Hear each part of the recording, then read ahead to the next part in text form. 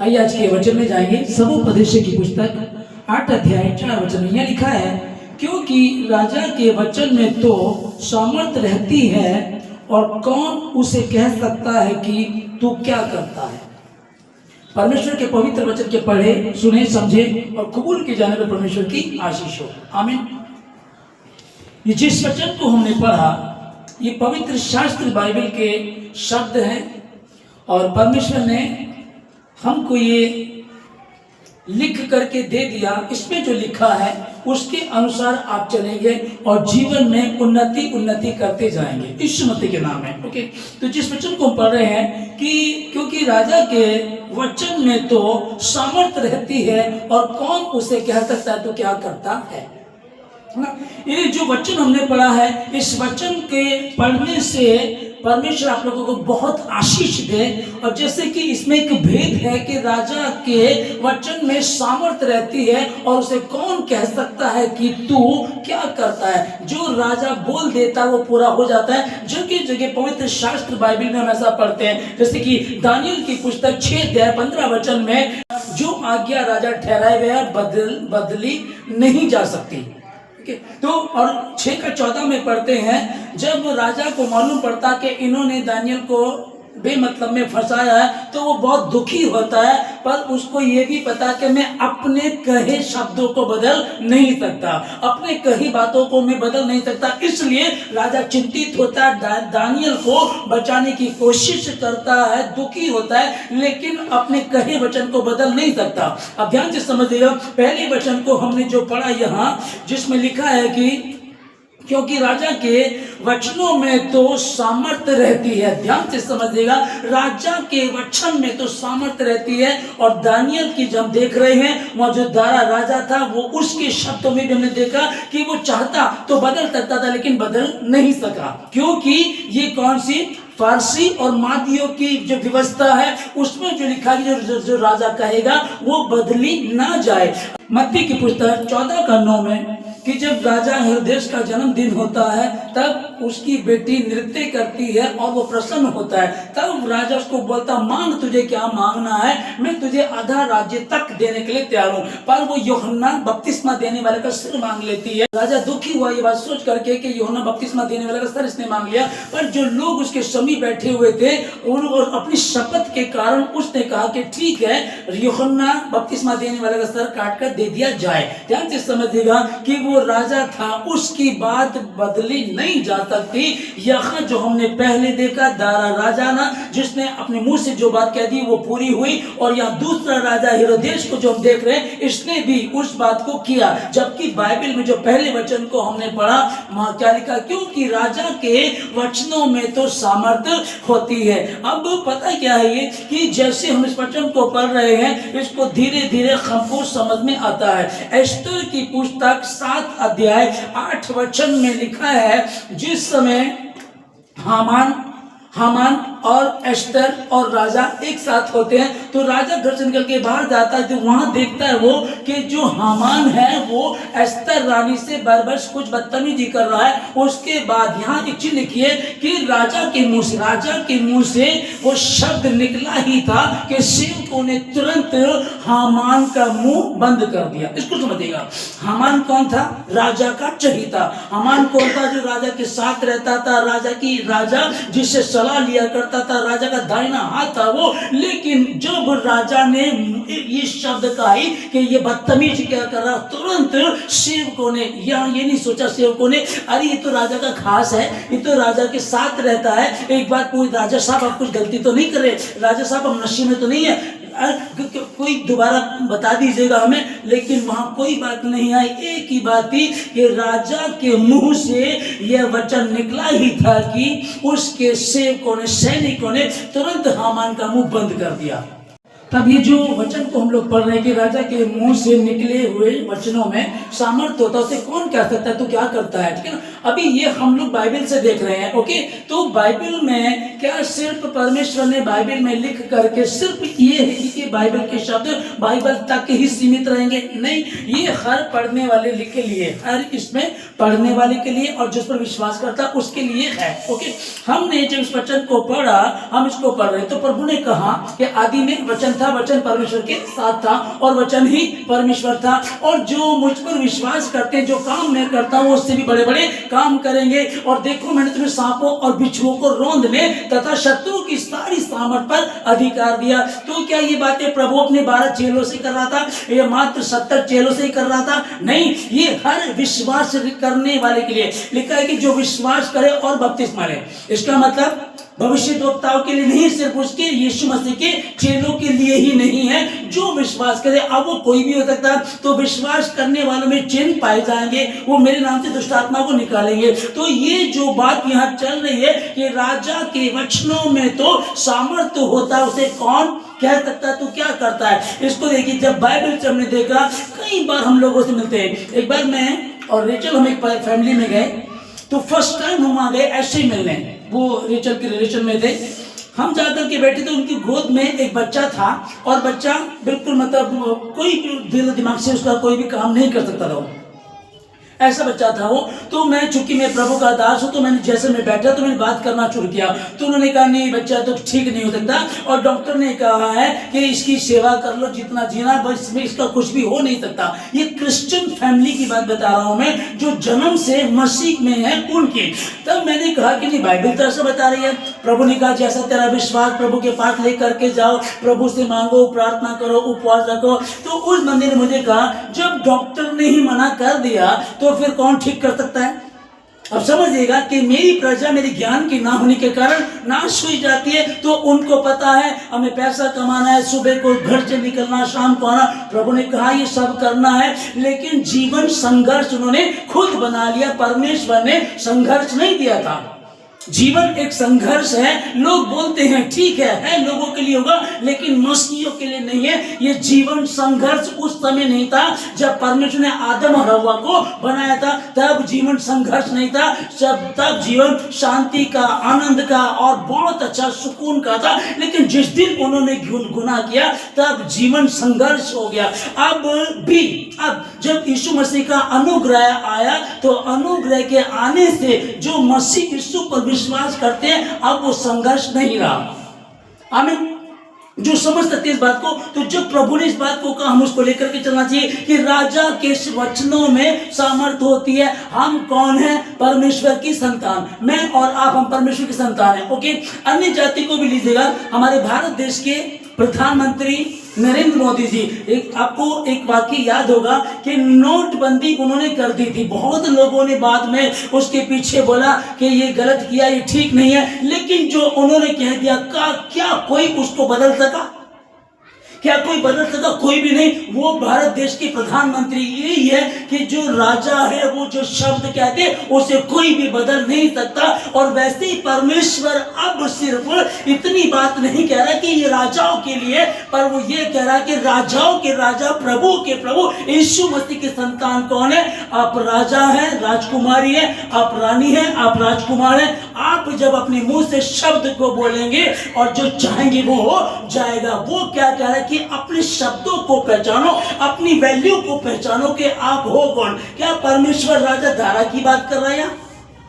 क्या परमेश्वर सिर्फ वो जो एस्तर के संत थे, क्या उसी की बात कर रहा है परमेश्वर इन राजाओं की? क्या ये सिर्फ जो सही में जो भारत देश के प्रधानमंत्री हैं, अब देखिएगा 1 अरब 30 करोड़ जनता है और वहां एक राजा प्रधानमंत्री जी हमारे, उन्होंने कहा नोटबंदी हो गई, सुबह को नोटबंदी हो गई। कोई कुछ भी करता रहे, राजा के वचनों में तो सामर्थ्य होती है और कौन उसको कह सकता है तो क्या करता है? पीठ पीछे कोई कुछ ही बोलता है, सामने कोई भी बोल नहीं सकता। ये हुआ था। अब देखिएगा कि दुनिया में भी है ये, वो किसी भी जाति का, धर्म का क्यों ना, उन राजाओं का भी है ये, और बाइबल में भी हम पढ़ रहे इनका भी है। लेकिन अब मैं और आप, हम कौन है? हमें अपनी गरिमा का कई बार पता नहीं होता। कई लोगों से मिलते हैं, नहीं ये बीमारी तो जाएगी नहीं, ये घुटनों का दर्द नहीं जाएगा, ये बीपी की गोली डॉक्टर ने कही कभी बंद नहीं हो सकती। अब आप कह रहे बंद नहीं हो सकती, तो फिर बंद हो ही नहीं सकती, क्योंकि जीव के वश में जीवन और मृत्यु दोनों वास करते हैं। जो उसको काम में लाना जानता उसका लाभ उठाएगा। अब यहाँ वहां वो शब्द है विश्वासी। एक विश्वासी के जीव में सामर्थ्य है। हालेलुया। अब्राहम से परमेश्वर ने कहा जो तुझे आशीष देगा उसे मैं आशीष दूंगा, जो तुझे कोसेगा उसे मैं शाप दूंगा। ये कहा ना परमेश्वर ने। और अब वही अथॉरिटी मुझे और आपको दे दी है। यह प्रकाशित वाक्य 1 अध्याय 6 वचन में लिखा है, और हमें एक राज्य और अपने पिता परमेश्वर के लिए याजक भी ठहरा दिया। प्रकाशित वाक्य में, और हमें कौन, जो विश्वास करने वाले लोग हैं, मैं और आप, हम लोग ना, वही तो है। उन्हीं के लिए तो, इसीलिए तो कहा है बार बार प्रभु कह रहा, व्यवस्था की पुस्तक तेरे चित्त से कभी उतरने ना पाए, दिन रात इसमें मनन करते रहना, इसमें लिखी हुई बातों के अनुसार आचरण करना, तब जहां कहीं तू जाएगा सफलता प्राप्त करेगा, तेरे काम सफल होंगे, तू प्रभावशाली होगा, है? कोई दिक्कत नहीं, कोई परेशानी तुझे नहीं घेर पाएगी। कब? जब तू इसको पढ़ेगा, इसके अनुसार चलेगा। इसी वचन को यहां से बताया जा रहा कि राजा के सब वचनों में सामर्थ होती है। राजा मरकुस की पुस्तक 11:23 में लिखा है, मैं तुमसे सच कहता हूं कि जो कोई इस पहाड़ से कहे तू उखड़ जा और समुद्र में जा पड़, और वह अपने मन में संदेह ना करे, वरन प्रतीति करे कि जो कहता हूं वह हो जाएगा, तो उसके लिए वही होगा। आमीन। वहां राजा के शब्दों में पावर होती है। और हमें परमेश्वर ने एक राज्य दिया और परमेश्वर पिता के लिए याजक भी ठहरा दिया। देखिए कितनी क्वालिटी वाली बात है, याजक भी ठहरा दिया, एक राज्य भी हमको दिया है। और यह परमेश्वर जो हम मरकुस की पुस्तक में पढ़ रहे हैं, मैं तुमसे सच सच कहता हूं। आमीन। अगर इस बात पर विश्वास करेंगे तो हो जाएगा।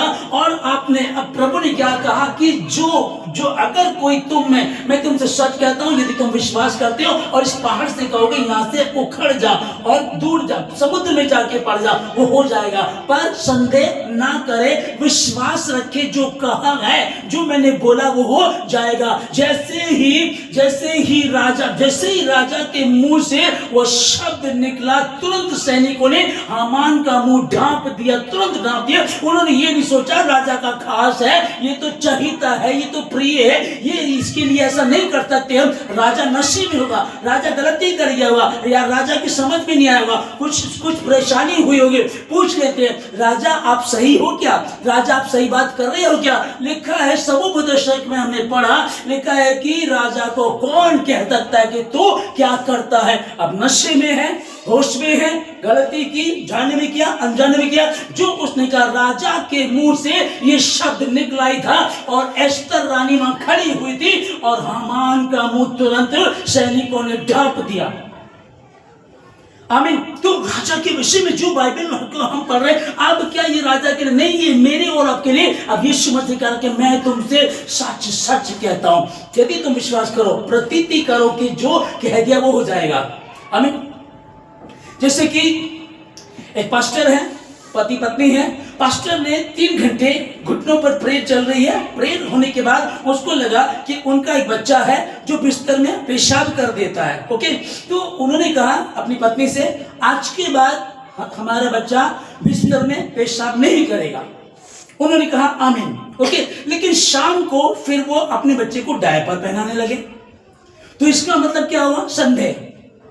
संदेह ना, शक ना। अरे जब तुम घुटनों पर हो और परमेश्वर में हो, और यहाँ मरकुस 11:23 में पढ़ रहे हैं, मैं तुमसे सच कहता हूं, जो विश्वास कर इस पहाड़ से कहे, ये पहाड़ जैसी प्रॉब्लम, बच्चा सुसु कर देता है, ये पहाड़ जैसी प्रॉब्लम, मुझे साइनस की प्रॉब्लम है, ये पहाड़ जैसी दिक्कत है, ये जुकाम नहीं जाता, ये बीमारी नहीं जाती, रोग नहीं जाता, ये क्या है? जो विश्वास करे और अपने मन में संदेह ना करे। राजा ने कहा, वो हो गया। राजा ने दानियल राजा का प्रिय था, राजा दारा का प्रिय था, और वो उससे पता चला कि इन लोगों ने द्वेष के कारण दानियल को फंसवाया। अब वो अपनी आज्ञा को बदल भी सकता था। ए भाई, जो मैंने कहा उसको बदल दो। नहीं राजा, ये बातें जो तूने कही है, राजा के वचन में सामर्थ होती है, वो बदली नहीं जा सकती। और ये हुआ। परमेश्वर ने दानियल को बाद में बचा लिया, वो अलग बात है, लेकिन राजा के मुंह से तो निकला ना, उसका प्रिय था, तो भी वो बदल नहीं सका। तो यही बात यहां मेरी और आपके लिए भी है कि परमेश्वर परमेश्वर जो कहा वो बदला नहीं जा सकता। हाँ, क्या तू विश्वास करती है? क्या तू विश्वास करता है? आमीन। अमेरिका में एक बार एक रिसर्च हुआ। उन्होंने 10 लोगों को घुटनों में प्रॉब्लम थी, 10 के 10 को ऑपरेशन थिएटर में लेकर के गए। उन्होंने क्या किया, 5 लोगों का तो उन्होंने ऑपरेशन किया, सही में ऑपरेशन किया, और 5 लोगों का उन्होंने घुटनों पर, उनको बेहोश करके घुटनों पर एक छोटा सा निशान कर दिया। ओके, बाद में कुछ दिनों बाद जब देखा गया कि वो जिनका ऑपरेशन हुआ था वो तो ठीक थे, जिनका ऑपरेशन नहीं हुआ था वो भी ठीक थे। विश्वास जो दिख रहा है।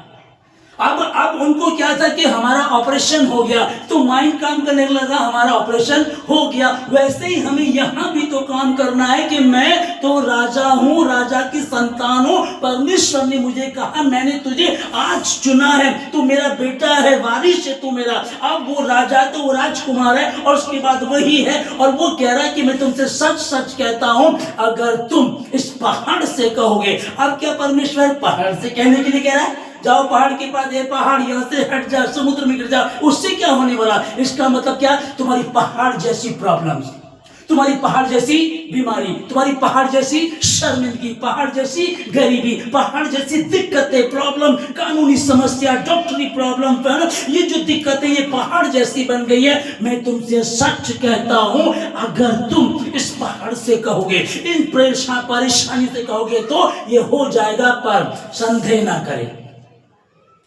पास्टर की वाइफ, बोर्न क्रिश्चियन, उसके बाद भी प्रभु के दास पास्टर बोल रहा है, कहता है कि नहीं, आज के बाद हमारा बच्चा पेशाब नहीं करेगा बिस्तर में, ये बिल्कुल ठीक हो जाएगा। हो गया यीशु मसीह के नाम में, आमीन बोला, हो गया। शाम को उसको डायपर पहनाया जा रहा। इसका मतलब कहीं ना कहीं, ना समझिए, कहीं ना कहीं मूर्खता है। जैसे ही राजा के मुंह से वह शब्द निकला ही था कि सैनिक काम पर लग गए। जैसे ही आपके मुंह से शब्द निकलेगा, आपके स्वर्गदूत काम पर लग जाते हैं, लेकिन जैसे संदेह आता है तो स्वर्गदूत रुक जाता। ओके, अरे हाँ, इन्होंने विश्वास किया था, तो जब विश्वास किया, हाँ, तो बच्चा आपसे बिस्तर में पेशाब नहीं करेगा। अब ये प्रॉब्लम चली जाएगी, अभी दिक्कत चली गई। ओके, ठीक है ना, हमने कहा, और स्वर्गदूत चला काम पर चला। अब से वो बीमारी नहीं रहेगी, अब से वो बच्चा पेशाब नहीं करेगा। स्वर्गदूत काम पर लग गया, चलता रहा, वो पहुंचने ही वाला था। लेकिन बाद में क्या हुआ, उसने देखा, अरे वो तो डायपर पहना रही है। ओके, इसने संदेह किया, इसने शक किया, इसके मन में प्रतीति नहीं की इसने कि प्रभु यीशु मसीह ने कहा था। अब वो नहीं, इसलिए क्या हुआ, और राजा ने जो शब्द कहा, अब समझिएगा कि एक वो जो हेरोदेस राजा था, उसे पता था यूहन्ना बपतिस्मा देने वाला प्रॉफिट है, लोग मानते हैं उसको। जेल तक डाला, इतना तो ठीक है, पर गर्दन कटवाना तो ठीक नहीं रहेगा। और उसकी बेटी ने कहा, पर उसने कह दिया था, मांग, तुझे क्या मांगना, मैं तुझे आधा राज्य तक भी देने के लिए तैयार। उसने कहा कि यूहन्ना बपतिस्मा देने वाले का सर चाहिए। अब अपनी शपथ के कारण, और जो लोग बैठे थे उनके सामने जो कह दिया, जाओ भाई दे दो। कैसे हो गया भाई? या तो ये मात्र पुस्तक है, अरे तो बहुत सारी हमारे यहाँ आते थे, फ्री में दे करके जाते थे। हमारे पास तो 35 साल पहले आए, पर कई लोगों से मिलता हूँ, वो लोग बोलते 35 साल पहले हमारे यहाँ इधर आते थे लोग, हमारे यहाँ ऐसी बाइबल रखी है हमारे पास। उस रखे होने से कुछ नहीं होने वाला, ध्यान से समझ लीजिए, उस रखे होने से कुछ होने वाला नहीं है। क्योंकि एक दवाई है जो आपकी बीमारी को ठीक कर सकती है। आप बहुत सारे डॉक्टरों को आपने दिखाया, आप ठीक नहीं हो पाए, लेकिन अमेरिका का एक बेस्ट डॉक्टर आया, दवाई लेकर के, उसने दवाई आपको दी। ओके, और वो दवाई आपने बिल्कुल इधर इस वाली जेब में, दिल की साइड में आपने अपनी पॉकेट में रख ली, तो आप बिल्कुल जल्दी ठीक हो जाएंगे। हाँ कि ना?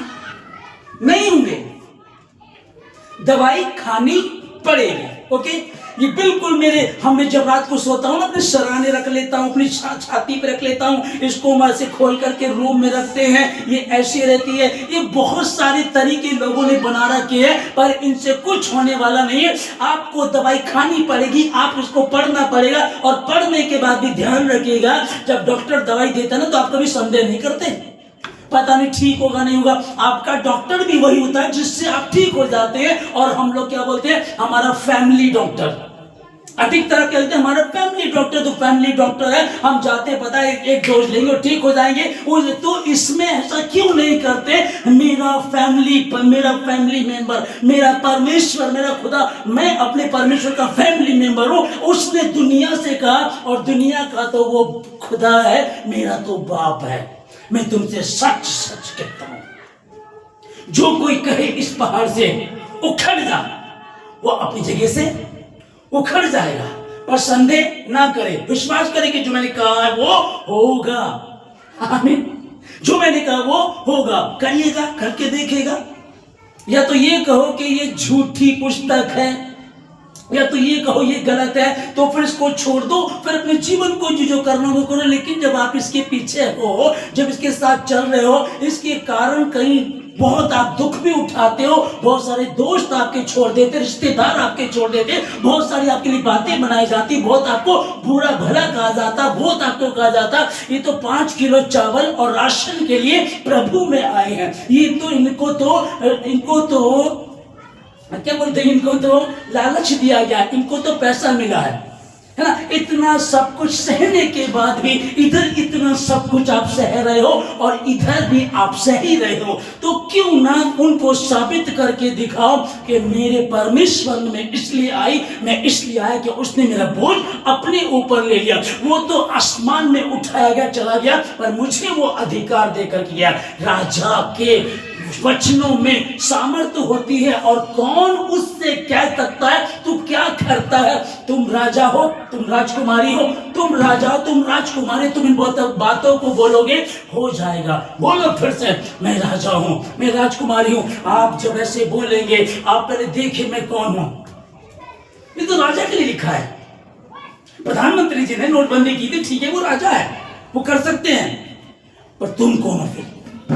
मैं तुमसे सच कहता हूं, जो कोई इस पहाड़ से कहेगा, मैं तुमसे कह रहा हूं, सच कह रहा। तो जब आप विश्वास करेंगे, क्योंकि मरकुस 11:23 के अनुसार जो हमने पढ़ा है उसको लेकर के अब हम ये बात कर सकते हैं, यशायाह 53:4 में निश्चय ही उसके कोड़े खाने से हम चंगे, निश्चय उसने हमारे रोगों को सह लिया, उसने हमारे लोगों को सह लिया। तो बोलना शुरू करें, आप राजा हैं, आप राजकुमारी हैं, आप परमेश्वर के बच्चे हैं, आप राजा से भी बढ़कर हैं। राजा 5 साल के लिए है, 10 साल के लिए, 15 साल के लिए है। प्रजा बनाती है, और प्रजा बनाती है, प्रजा खत्म भी कर देती है। प्रजाई तो ये जो लोकतंत्र है, लोग ही तो बनाते हैं, एक नेता को लोग ही तो उल्टी में बिठाते हैं, और लोग ही उसको गिरा भी देते हैं, कितने आए कितने जाते हैं। लेकिन परमेश्वर ने तुम्हें चुन लिया, वो कहता है ना मैं तुम्हें छोड़ूंगा और ना ही त्यागूंगा। तो आप राजा से भी बढ़ करके हो गए, इसलिए आप इस बात को बोल सकते हैं। भजन संहिता 91 का 10 आप बोल सकते हैं, इसलिए कोई विपत्ति मुझ पर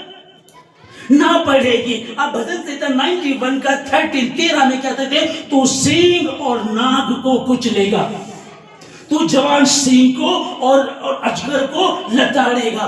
तुम बोल सकते तू, ये तू कौन है, ये मुझसे, मैं खुद बोल रहा हूं, परमेश्वर मेरे लिए तू, प्रभु करे तू ऐसा करेगा, और आप इसकी घोषणा करें। आप ऐसे बोल सकते हैं। आप व्यवस्था विवरण 28 का 7 बोल सकते हैं, यहोवा ऐसा करेगा, तेरे शत्रु जो एक मार्ग से आकर तुझ पर चढ़ाई करेंगे, वो उनके ऊपर यहोवा ऐसा करेगा कि वो 7 मार्गों से होकर के भागेंगे।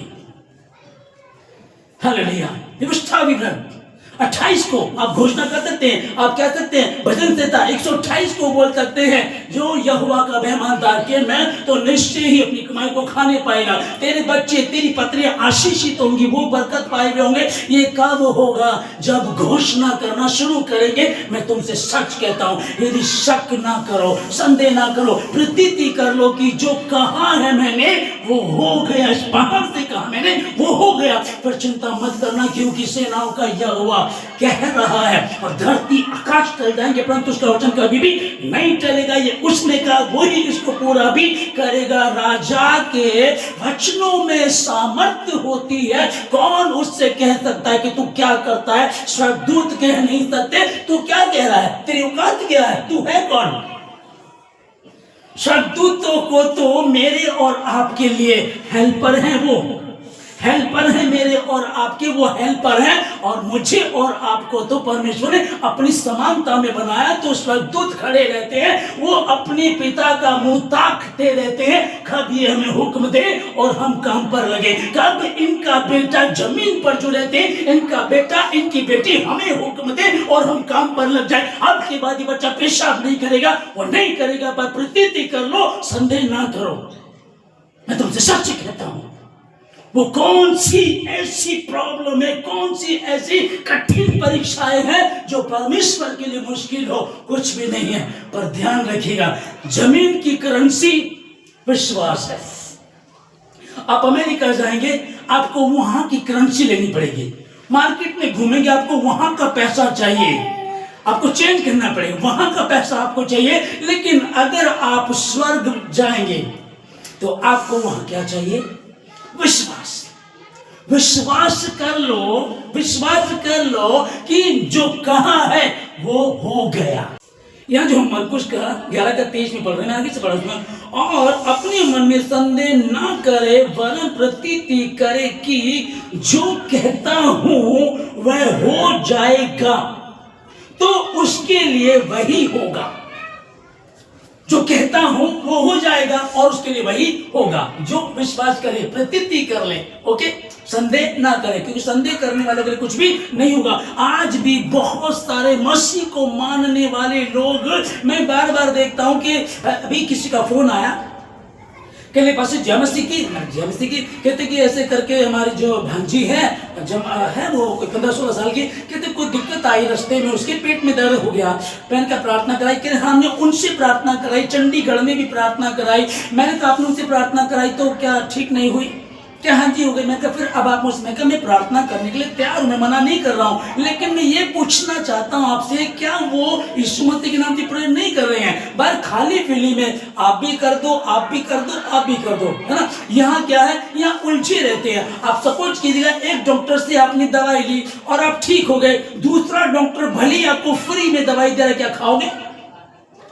नहीं खाओगे, क्योंकि भाई दवाई ले तो नहीं, खराब कर देगी। और यह समझ में नहीं आता, उधर भी फोन करना, उधर भी फोन करना, उधर भी फोन करना, पास्टर की लाइन लगी है, उनसे बेचारे करेंगे हैं वो खुदा के दार। तो अब हर कोई तो बोलता भी नहीं, मैं तो बोल भी देता हूं, है ना। अरे कहीं एक जगह मन टिका लो, मन फिराओ, मन को बदलो, पास्टरों को मत बदलो। परमेश्वर का वचन मरकुस का 11 का 23 को पढ़ लो, संदेह मत करो, विश्वास करो, जो कहा गया वो हो जाएगा, और जो कहा है उसके लिए वैसा ही हो गया, उसके लिए वैसा ही होगा। मैं कह तो रहा हूं, प्रभु ने कहा मैंने तुम्हें सांपों और बिच्छुओं को रोकने का अधिकार दिया।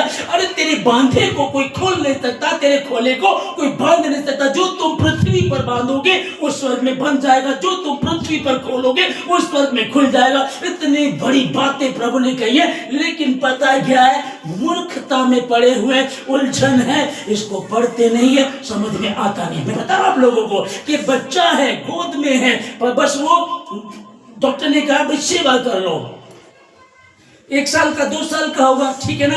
अब डॉक्टर ने कहा उसका तो विश्वास है, लेकिन यीशु मसीह ने कहा उसका विश्वास नहीं है। राजा के वचनों में सामर्थ्य होती है, और उसे कौन कह सकता है कि तू क्या करता है। अब उसने संदेह किया, भैया डॉक्टर ने मना कर दिया, ठीक है, डॉक्टर की बात ज्यादा समझ में आ रही है, इसकी बात समझ में नहीं आ रही है, ये जो पुस्तक बता रही है समझ में नहीं आ रहा। निश्चय ही उसने हमारे रोगों को सह लिया, निश्चय उसके कोड़े खाने से चंगे हो चुके हैं। उसने अपने वचन को भेजकर उनको चंगा किया, उसने अपने बड़े नाम से अधिक अपने वचन को महत्वता दी है। जितनों ने उस यीशु मसीह को ग्रहण किया, उस यीशु मसीह ने उन सबों को परमेश्वर की संतान होने का अधिकार दिया, अर्थात जो उस पर विश्वास करते हैं। संदेह करने वाले नहीं, संदेह करने वाले जो उस पर विश्वास करते उनके लिए लिखा है। सो मैं यही कहना चाहूंगा, आप अपनी गरिमा को पहचानिएगा, आप कौन है। मैं यीशु की हूं, मैं यीशु का हूं, आप घोषणा कीजिएगा। जैसे बार बार नेगेटिव बोलते, वैसे बार बार पॉजिटिव बोलना शुरू कर दीजिएगा। नेगेटिव का असर ज्यादा होता है, इफेक्ट है। आपके 50 रुपए खो गए, एक दिन में 50 रुपए आपके खो गए, और 1 घंटे बाद आपको 500 रुपए पा जाते हैं, तो आपको 500 की खुशी कम होती है, दिमाग में वो ज्यादा रहता है मेरे 50 खो गए, 50 खो गए, 450 ज्यादा आ गए, उसकी खुशी नहीं है, 50 खो गए, उसकी दिक्कत ज्यादा रहती है। तो ये स्वभाव है, ये शैतान की चाल है, क्योंकि धरती पर रहते हैं। अब परमेश्वर उन मिस्र से उन इजरायलियों को निकाल करके ला रहा था, तो 11 दिन के सफर को 40 साल क्यों कर दिया था? क्योंकि 400 साल उनको वहां गुलामी में रहते हो गए थे। ना तो कोई उनका बैंक बैलेंस था, ना कोई उनका स्कूल था, ना पढ़ाई लिखाई थी, जिंदगी उनकी गुलामी में थी। परमेश्वर को सिखाने जा रहा था, इसीलिए 10 आज्ञा दी थी, इसीलिए मुझे और आपको ही दिए। वो 400 साल की गुलामी में रहने के बाद उनके अंदर वही सब गड़बड़ी थी, और प्रभु मुझे और आपको उसने दिया है। इसको पढ़ो, तुम कोई चिंता मत करो, इससे पढ़ो, विश्वास करो, संदेह मत करो। वो सिखा रहा था उनको, क्योंकि गुलामी में पड़े हुए हैं। 400 साल तक उनकी कितनी पीढ़ियां गुलामी में थी, उनको पता ही नहीं स्कूल क्या होता है, उनको पता नहीं पाठशाला क्या होती है, ज्ञान क्या होता है। वो तो सिर्फ उनको तो ईंट गारा भूसा यही पता था, और शाम को घर जाते, दारू पीते, मीट खाते और बच्चे पैदा करना, इतना ही उनको पता था। पर परमेश्वर उनको लेकर के चला, तो कुछ तो था। अपनी गरिमा को पहचाने, परमेश्वर ने मुझे चुना है, इसलिए नहीं कि मैं जैसा आया प्रभु में वैसा ही चला गया, जैसा आया वैसे चला, इसलिए नहीं, पर आए हो तो कुछ करके जाओ, आए हो तो साबित करो कि मैं परमेश्वर का हूं, परमेश्वर मेरे साथ रहता है, और जो उसने कहा उसे कोई बदल नहीं सकता। ये अधिकार स्वयं परमेश्वर ने, यीशु मसीह ने आपको दिया। मैं जो कह रहा हूं सच कहता हूं, विश्वास करो, इस पहाड़ से कहो ढल जाएगा, उखड़ जाएगा, पर प्रतीति कर लो, संदेह ना करो कि जो मैंने कहा वो हो जाएगा, और वो उसके लिए होगा।